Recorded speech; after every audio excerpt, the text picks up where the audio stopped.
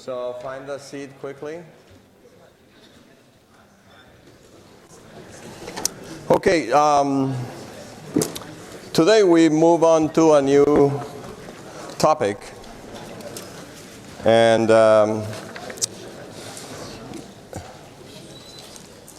it's a new chapter also in the text. It's chapter 6 in your text.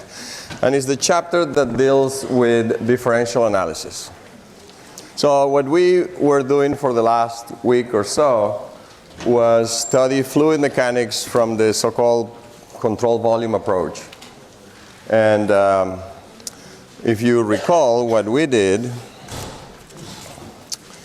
was to consider a device, any device that you're interested in analyzing, and look at the whole picture. So we would pick a control volume that normally would include the entire device.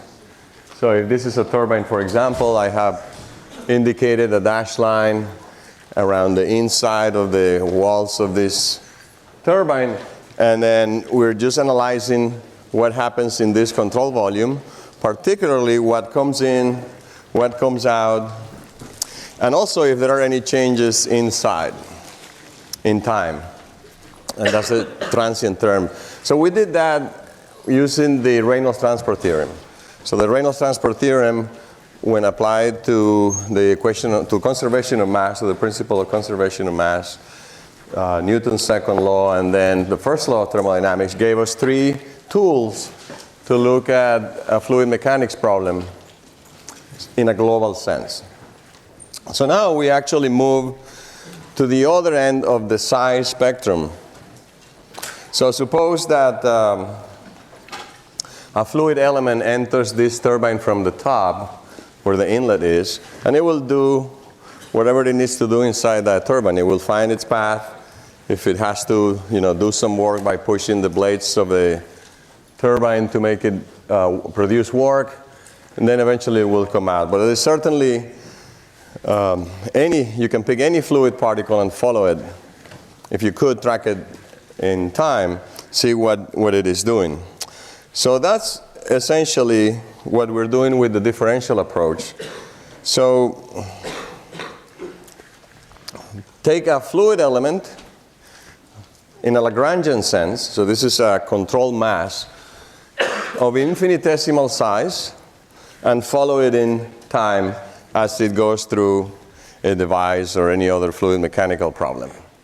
So rather than looking at the whole picture like we did in the control volume approach, we're going to go zoom in all the way to the small scale, not the smallest scale. We're not really going to be looking at molecules and atoms, but what we consider a fluid element, which is an infinitesimal, in the mathematical sense, controlled mass that we can follow in a Lagrangian sense.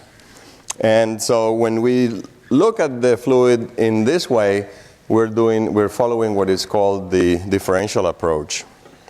So if I zoom into that fluid element, I can give it any shape I want, depending on what I want to study or where the particulars of the problem are. But in general, at least when we derive the equations, we do it in Cartesian coordinates. So we have this element that has sides, for example, dx, dy, dz. So maybe this is the dx, dy, and dz. And I see what happens to this fluid element. And I already know some things about what happens to a fluid element, because we already learned how to find the path line, for example. If you want to follow this element in time, you can find what its path line is if you have enough information about the flow field. Or you could build streamlines or streak lines or whatever. And we can also, because we have done it already, determine the acceleration of this infinitesimal element. So I could find out by using my expression for the acceleration from a couple of weeks ago, I could find out what the acceleration is. And I can do that. That's the Lagrangian acceleration. But remember, we have a way of getting that acceleration from the Eulerian field. and it produces that expression for the acceleration that has two parts, that has the local acceleration and the convective acceleration. But in order for us to go further than that, we need to learn more things that can happen to this fluid element, in addition to traveling and following a certain path line with a certain acceleration. And that will be the goal of the differential approach. So what do you think could happen to this element as time passes? Can it change mass? No, by definition, a fluid element is a controlled mass. So mass cannot change. What can happen to a fluid element? Well, if it changes velocity, then it's excess acceleration. We already covered that. What else? Change volume. It could change volume. All right, what else? Forces. What would the forces do to it? Deform it. So it could get deformed. Right? It could, what did you say? It could, the volume could change. What else? Density. Yeah, density could change. That's kind of taken into account by the volume change, right? Because the mass is fixed. If the volume changes, I can get how much the density change. What else? It can deform. What else could it do? Could it do something that doesn't involve deformation? It could rotate. Right? So this element could rotate. And so that's what we are going to try to do. We're going to try to find out if we can measure how much the element rotates, for example, and how much the element deforms. And we need to quantify that. So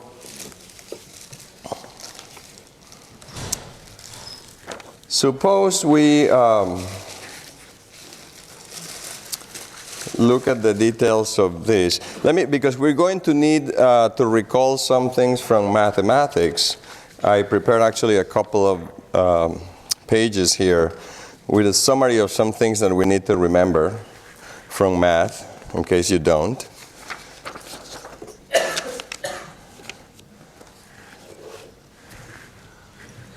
Remember that?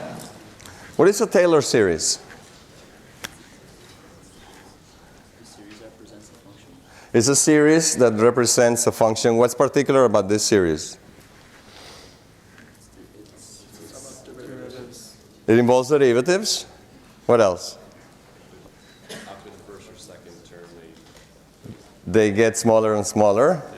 Only under a specific situation that, in fact, we're going to use, the terms will get smaller and smaller. How many terms does it have? It has infinite terms. So, and it looks something like this. So if I have a function, like you said, you have a function f of x. A Taylor series is a useful tool because it allows me to find the value of the function at some point. Right? If I know the value of the function at another point. So if I know the value of the function here, I can find the value of the function at another place. But I need to know not only the function, I need to know all of the derivatives at the point that serves as my reference point.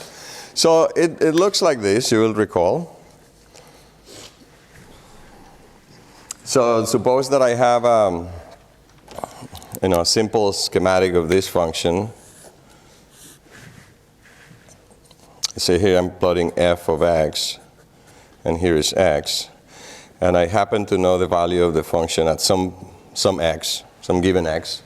Then if I want to find the value of the function so this is x, at some new value x plus dx, then I can do that as long as I know, like we said, all the derivatives. So first, second, third, and so on, and derivative. I need to know all the derivatives. So at first glance, from a practical point of view, it seems like it's useless or very difficult to use because I need to know all of the derivatives. Now, if the distance is small, which is what we're implying by saying I know the function at x and I want to find the value of the function at x plus dx, so it's a small distance away, then it is true that these terms get smaller and smaller because, as you can see, I only wrote the first two derivatives, but the first one is to the first power of dx multiplied by the first power of dx. Second one is by the square of dx. The next term would be dx cubed, and so on. So if dx is small, these powers get smaller and smaller. So in fact, that's important for the convergence, rapid convergence of the series.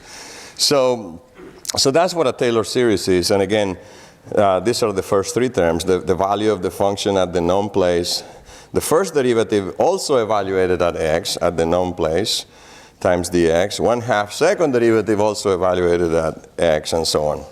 And HOT is just higher order terms. So what if I truncated? So if I say, well, I don't want to evaluate infinite terms. In fact, in fluid mechanics and many other branches of physics, for many situations, it is actually very convenient because you can get a good idea of what's going on if you truncate the series to how many terms? How many do you think?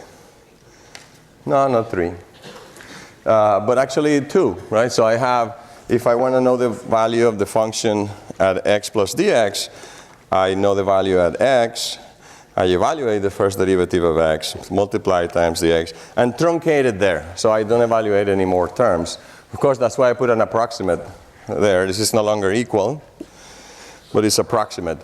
But again, if the distance dx is very small, this will be a very good approximation. We use that a lot, and we're going to use it in this lecture quite a bit. The next part of the review is to be familiar with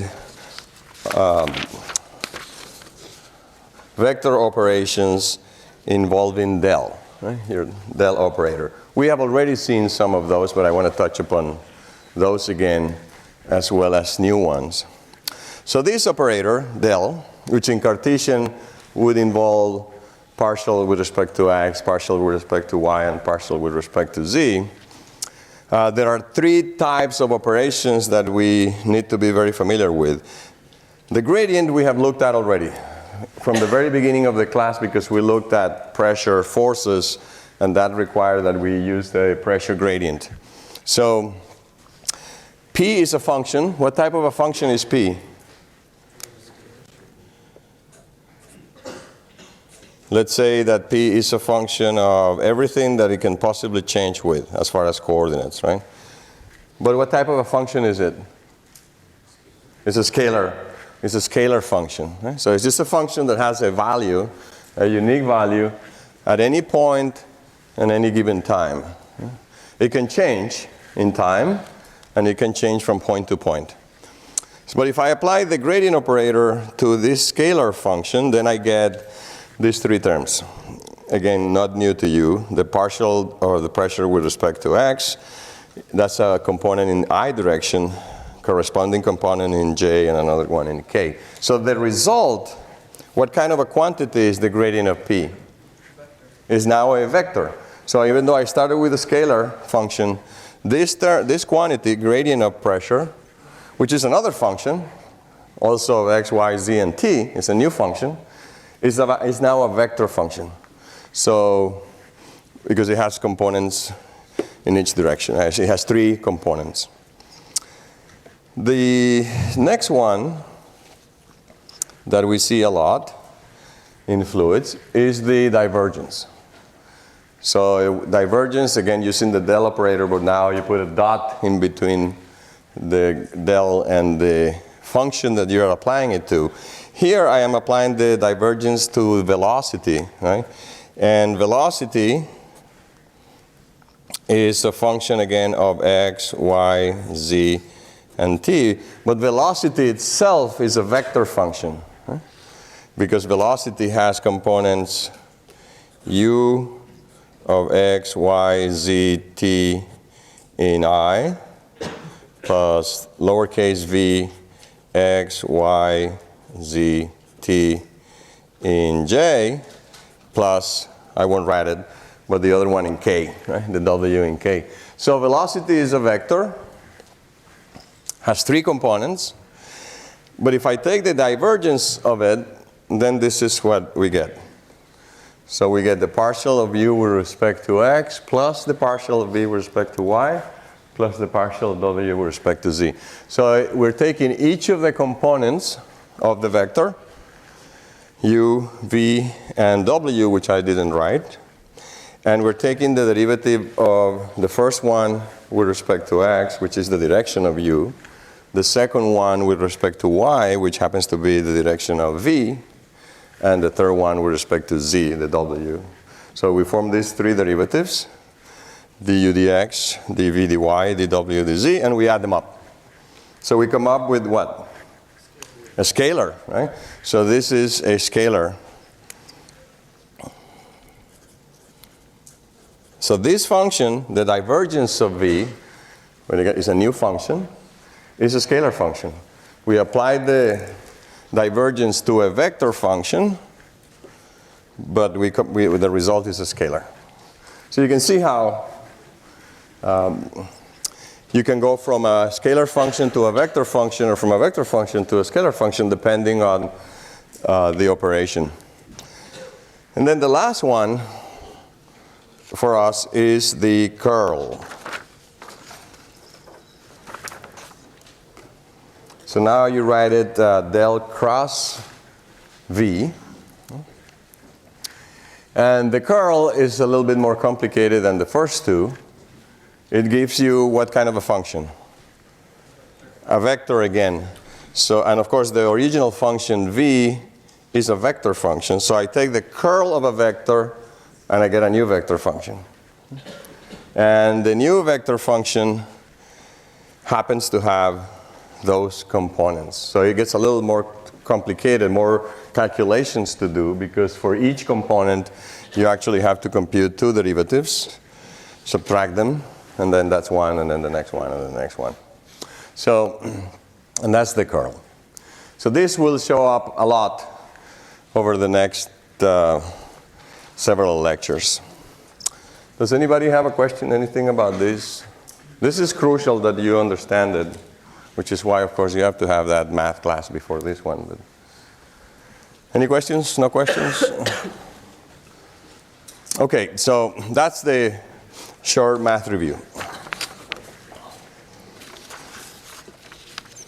So as we go on with this portion of the course, we're going to learn a few things. So again, that's another device like I sketched in the first figure. This time it looks like a nozzle maybe. So I have a nozzle. That would be my control volume approach. But here's the infinitesimal fluid element that I am following. So let's put a path there for it. Right? It's going on a certain path line. And the things we're going to learn are here. So we already talked about deformation. Well, we haven't done the details, but we figured that we need to look at the deformation of the element. Then we're going to revisit our equations.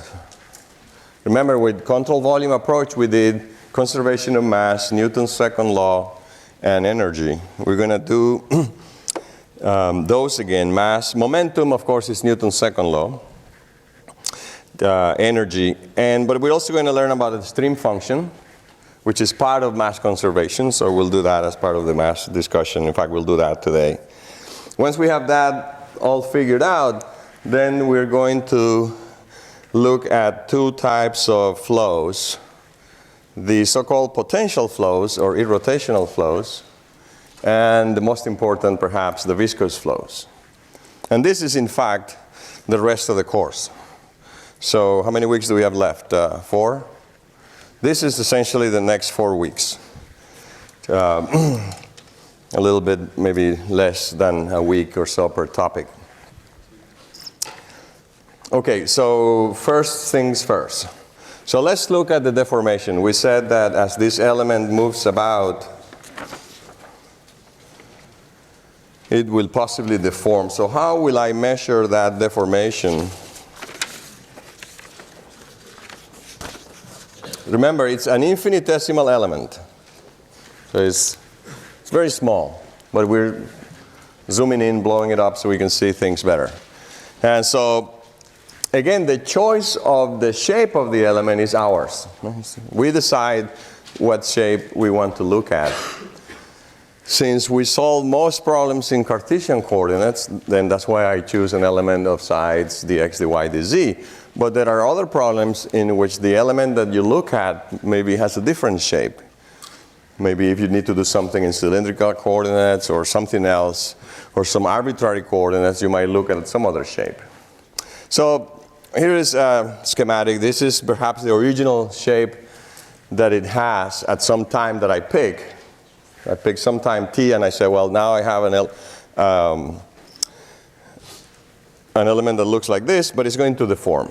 And I want to measure that deformation. We already covered the translation. That's why I said, we have already done things or done calculations for the element. We know how to find its acceleration if we know the velocity field. All of the calculations that we're going to do assume that we know the velocity field for the time being. So if I know the velocity field in some Eulerian sense, so I know the description of the fluid motion, I can find the acceleration because I have an expression for it. And I also want to find expressions for the deformation. Now, when we think of deformation, we can think of two kinds of deformation. Can you see perhaps a way to divide the deformation types into two and think what they would be? Can you see through the paper? If I'm looking at this element that is deforming and I want to classify the deformation, what can I do? Linear. Huh? Is that what it says there? Yeah. So, what is a linear deformation? Change in? No, but change in position is translation, right? That's what that I listed here above, right? If the element just moves from here to here, it's translating, right? But now, what about what is linear deformation? What do you think linear deformation would be? No, that's precisely the other one. He went like this. That's not linear. Linear would be if it does something like that. Okay? So the sides could stretch or shrink, but all the sides remain at 90-degree angles. Right? That's linear deformation. So all the angles in the original figure remain at 90 degrees, but the element maybe stretches or shrinks. Right? It might stretch in one direction, it might shrink in another one. Right? We call that linear deformation. So stretching or shrinking. The other one, if the angle changes, the 90-degree angle, any of them, maybe gets squeezed or gets opened farther, that we call angular deformation. So when we think of deformation, there are two types. The stretching, shrinking type, which we call linear, and the angular one. So now how do I measure it? So let me draw another. Actually, I have one here. Let's just look at one side. Okay? So here is one side of this fluid element. Just one side. And I'm looking, in fact, at the lower two corners. So I draw one side of the element, maybe the side that the dx, dy side in this original drawing. Just take that one side. And look at the lower two corners. We're trying to determine how much that side, that lower side, will stretch. What will make it stretch? That horizontal side. No, and don't think of forces yet. We're only thinking that we know the velocity field. Obviously, there have to be some forces acting on it. That's the cause of the deformation. But if I want to quantify it, what makes this stretch? One end moving at a different speed than the other end, for example, in the horizontal direction. And that's what I have done there. So let's say that the lower left corner has a component of velocity, u, lowercase u, in the horizontal direction. I only need to look at u, not at v or w, because I'm interested in that line that is horizontal. And then the lower right corner has a different velocity.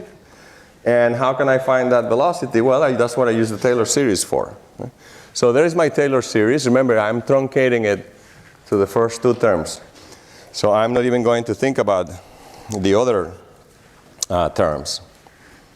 Why? Because my element is infinitesimal. In fact, I'm going to shrink my dx as much as I can, so I really don't care about any other terms. I just take those two. So if I want to measure the rate at which this stretches, the dx dt, right, it'll be equal to the difference in velocity between the two ends, the delta u, and of course that's the u dx dx.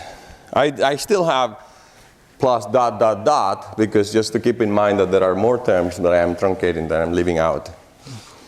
So du dx dx. So therefore, now I can define the rate at which this deforms. And you may have done something like that already, for example, if you took, you already took material sciences, right? Or maybe you're taking structures. Right? How do you measure, if you put a test piece and you're stretching it, right? How do you measure the deformation? How do you define it? You remember? You take the elongation and divide it by what? The original length. Very good. So we're going to do the same thing. So we take the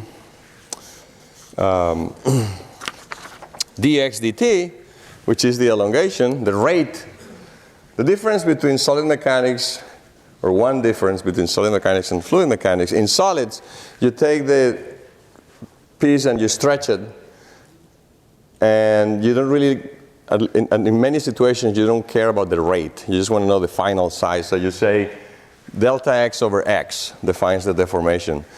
Because in fluid mechanics, the material is continuously deforming, is continuously flowing. Then that's why we look at dx dt and not just dx. Dx dt, and then we divide by dx, which is the original length. So we come up with this very interesting result, that the rate of deformation as defined by rate of deformation divided by original length is just partial u partial x. That's it. So if you know the gradient of velocity in a direction, the u in x, then you get that gives you the strain rate. And that's what we call this the strain rate. We had already seen a strain rate before, because when we were looking at the very beginning at a simple fluids problem, we looked at another strain rate, the one related to viscosity for the shear stress. Right? That was different. This one is linear, so it's du dx. So if I repeat my calculation, say, for example, in the vertical direction, what happens? If I now look at the deformation of, say, the vertical side, what is going to be the rate of deformation of the vertical side in this drawing? D what? dv, lowercase v, d lowercase v, dy. And if I then, to finish to be complete, if I do now the one perpendicular to the paper, that strain rate is going to be dw dz, right? So if I do all three, to complete this, I will find that in addition to that partial u partial x, I would have in the y direction dv dy, and in the z direction dw dz. And then I have all the possible linear deformations in x, in y, and in z. And they're all easy to remember because they are the corresponding partial derivatives for each component of the velocity in the corresponding direction. So now I can measure how it deforms. Stretching or shrinking. Of course, it will stretch. If any of these quantities is positive, it means that it's stretching. If it's negative, if any of these partial derivatives is negative, then that direction is actually shrinking. All right? Is that clear? Any questions? So suppose I say, okay, if I know this now, I know how much each side, the rate of deformation of each side. Suppose I ask you, what about the volume? What is the rate of deformation of the volume? What would, and I give you A, B, C, D. What would your choice be, even if you don't know what they are? The product is supposed to say A, the product of 3, du dx times dv dy times dw dz. That's choice A. Give me another one, B. The sum. partial u partial x plus partial v partial y plus partial w partial z. And then I give you C, none of the above. How many people pick A? Raise your hand. You don't have a clicker, so you don't have to be shy. B and C. And most of you didn't raise your hand at all. So the clueless people. Okay, so the answer is the sum. All right. So here's the definition of the volume deformation. It's now dV dt over the volume. Right? So the original, the variation in the volume per unit time, the volume is dV because each side is, in fact, that's a triple differential because it's dx, dy, dz, the product of the three. The volume, the dV, so dV is dx, dy, dz. I should write that here. So dV is dx, dy, dz. Which, of course, because the volume is the product, that's why sometimes the first guess is that it will be the product. But if you work it out, and it doesn't take a big effort, you find that it's actually the sum. So it is actually the sum of the three linear deformations. That's the rate of deformation of the volume. But of course, if you remember my math summary, that happens to be precisely when I show you the three possible, the three most common operations with the del operator. That's the one that I call the divergence. So maybe it was right here, in the very middle. The divergence of velocity is the sum of partial u partial x plus partial v partial y plus partial w partial z. Well, it so happens that that's what we get here when we do the deformation of the volume. So that's very important to remember or to know that the rate of deformation of the volume rate of change as defined by d dv dt over the initial dv is the divergence of the velocity. Okay? The divergence of v. All right? What about the area? Suppose I want to know, is my area still? Yeah, at the very top. The rate at which that area changes. So suppose you define a dA dt over dA. Same thing we did with the volume, but with an area. What is the rate of change of the area? Of that area on top? The first two terms of the divergence. Very good. Right? So if I want to know how much this area changes, the rate of deformation of this area is defined by an expression like this one, but using a dA instead of a dV. The answer would be the first two. The sum of the first two. Right? And likewise, the other areas, you have to add the corresponding elements. Think about how you could get that on your own as an exercise. That is the sum and not the product. All right, so that takes care of linear deformation. So we know the linear deformation, and in fact, we can also find the variation, the volume deformation, and the area deformation. But we also talked about angular deformation. So here's another diagram.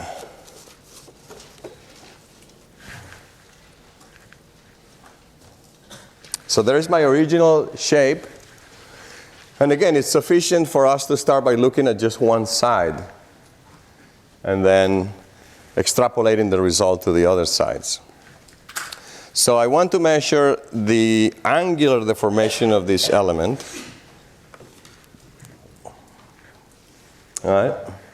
So for example, it may be started like that, like a rectangle, dx, dy. This is dx. And this side is dy. All right? And then it takes another shape like the one you see on the right. So maybe it squeezes the angle. The angle was initially 90 degrees, but it's now theta. And the reason the angle squeezes down like that is, of course, because in this particular diagram, I have assumed that the horizontal side moves up, right, or rotates up, right, upwards, and the vertical side has rotated. So this one has rotated counterclockwise, and the vertical one has rotated clockwise. And I have the rotations there. I denote them d alpha and d beta. That's how much they have rotated. And so if I want to measure the variation of this, which I call the rate of angular deformation, I put gamma dot. All I need to do is actually sum these two rotation rates. So d alpha dt plus d beta dt. If I measure the rate at which those angles are growing, then that's the measure of the angular deformation. But now I need to relate the d alpha dt and the d beta dt to the velocity field. And that's why you see this, let me make this a little bigger. That's why you see those velocity vectors there pointing up. Because suppose now I'm looking at the horizontal side, the dx side. And you see in the picture that it's rotating like this, right? So the right end is moving up, right? What makes the right end move up with respect to the left end? So this is going to go like this. What makes that happen? Which velocity? On the right side. Which component of the velocity? The one that I drew. The v velocity, right? So like precisely like it is in the drawing, right? If the velocity on the right-hand side in the y direction is larger than the velocity on the left-hand side, so suppose my fingers are, then of course this is going to move like that. That's what we're looking at. So again, I want to look at a Taylor series because I want to know what the difference in velocity is between the two sides. So I just do a Taylor series. From v on the left to v on the right. So the correct series is one that expands in the x direction. So v plus dv dx times dx. Notice that now we're mixing directions because that's what we need to do. We're no longer looking at the stretching, but we're looking at the rotation. So it is the difference between these two velocities that will produce the rotation. And just like we did before, it doesn't take long for you to find that d alpha dt is just dv dx. The variation of v with x gives you the rate of rotation. So dv dx for the horizontal side and du dy for the vertical side. Right? And in fact, if you look carefully, what you're really measuring is the rate at which that angle theta decreases. That's the rate that we're measuring or that's the quantity that we're measuring when we talk about angular deformation. We're seeing how theta shrinks. Right? Initially it was 90 degrees, and now it's shrunk to some value theta after a small time. And that rate, the decrease of theta minus d theta dt, is what this is. So that's the angular deformation of that corner. Notice that I only look at that corner. When my drawing on the right, I only look at this corner. I don't look at this other corner. Why is that? Why is the argument to look only at one corner, the lower left corner? Because if you're looking at a square element or a four-side element, you can determine the other angle. No. It has to do with the size. It's because my element is infinitesimal, dx, dy. So always think that you're looking at dx, dy as they shrink to a point. So really all that matters is what's happening in this corner, because eventually our element is so small that it's really a point. It's almost like going to a point. So it doesn't really matter what's happening with the other sides, say with this side or with this side.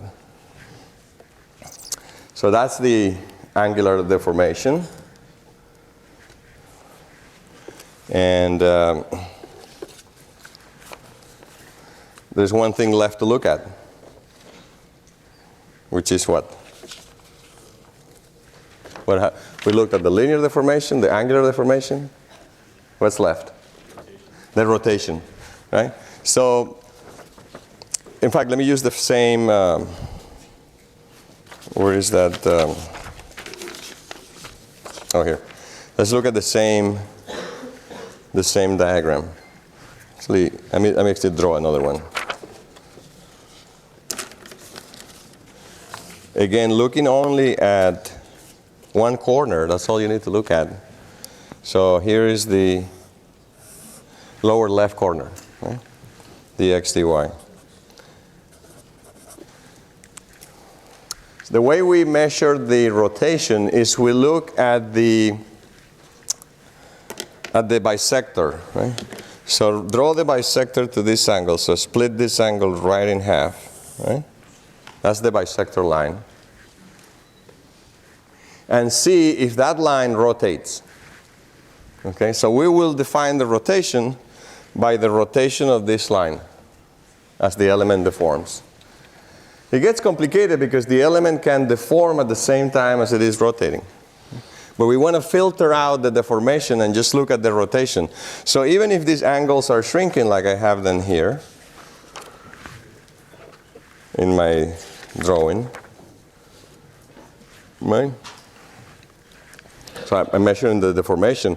I want to independently measure the rotation of this line. So it shouldn't come as a surprise that the same d alpha and d beta are involved. The same angles are involved. But now instead of adding them, I have to subtract them. So if I look at this particular plane, so the xy plane, then the result for the rotation will be that. So 1/2 of the difference between d alpha and dt and d beta dt. Right? The same, let me leave that there. But let's cover the deformation part. But remember, we're looking at the rotation of the bisector line. Right? Now, that way, I have sort of separated, even though they happen at the same time, I have separated the deformation from the rotation. Just so that you can think about why this is so. For example, if d alpha and d beta are exactly the same, the rates, d alpha dt and d beta dt are the same, the element is deforming, but what about the rotation? If d alpha dt is equal to d beta dt, what is the rotation of that line that I drew? 0, right? 0, because they are both coming at the same rate. The bisecting line here, if this side comes up to here, and this side comes up to exactly the same angle, if these two are the same, then this line doesn't rotate, right? That's why you see a difference, right? D alpha dt minus d beta dt. If they are equal, there is no rotation. So that is for that one side. But again, and of course, the half is just because it's really the average. So you take the alpha dt, subtract from d beta dt, you need to take the average to get the rotation of that line. That's why you see a 1/2 there. So that's in one direction only. But an element can rotate with respect to 3 axes, right? So this is the rotation on this plane, on the xy plane.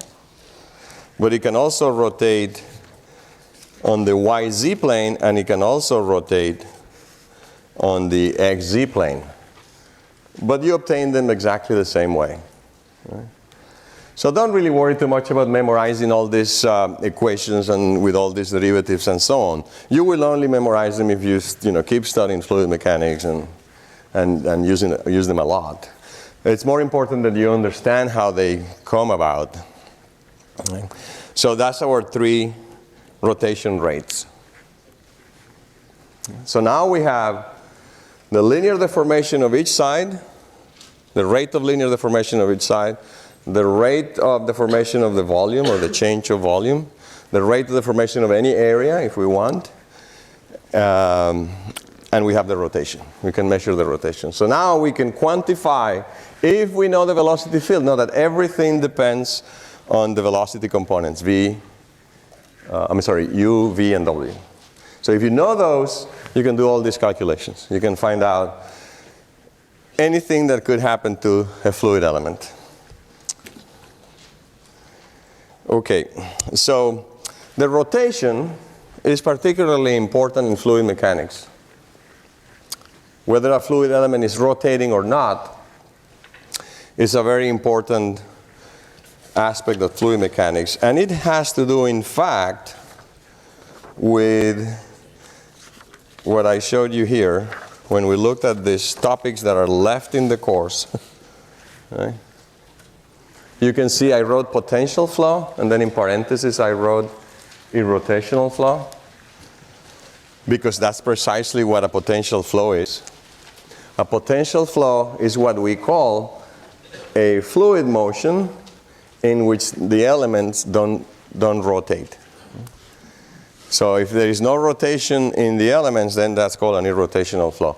And it's a very important aspect of fluid mechanics, and we're going to spend about a week and a half or so looking at that later on. Not this week, but later on. And so, for example, let me show you a practical scenario that has to do with this rotation. Suppose that you have a flow field. We don't know much about potential flow yet, but suppose that I tell you, here's a flow field that happens to be irrotational. No fluid element in this flow field is rotating. They are traveling around. There is translation, there is acceleration. There could be deformation. They are deforming, but they're not rotating. The fluid elements are not rotating. Could somehow rotation be brought into the fluid? You know, a fluid field that had no rotation, how could it, for example, become rotational, start to rotate? So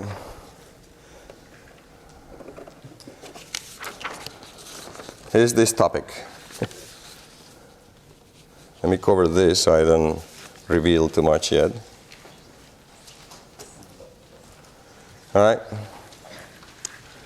So the question is, how is vorticity generated at a wall? You may ask me, well, what's vorticity? All right. And so I should show you this first, the rest of that page. What is vorticity? It's nothing but 2 times what we just found.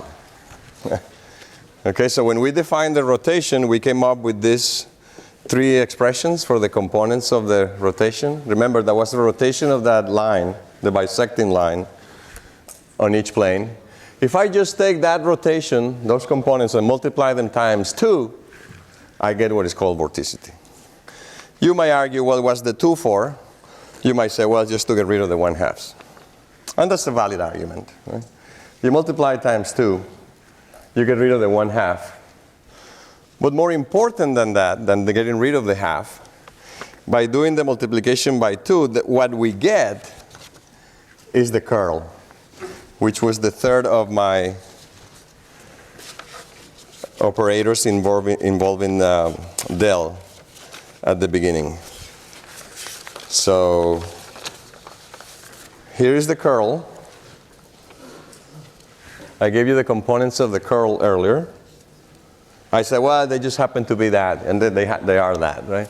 Those 3 parentheses are the components of the curl in each of the directions I, j, and k. But I just gave you that.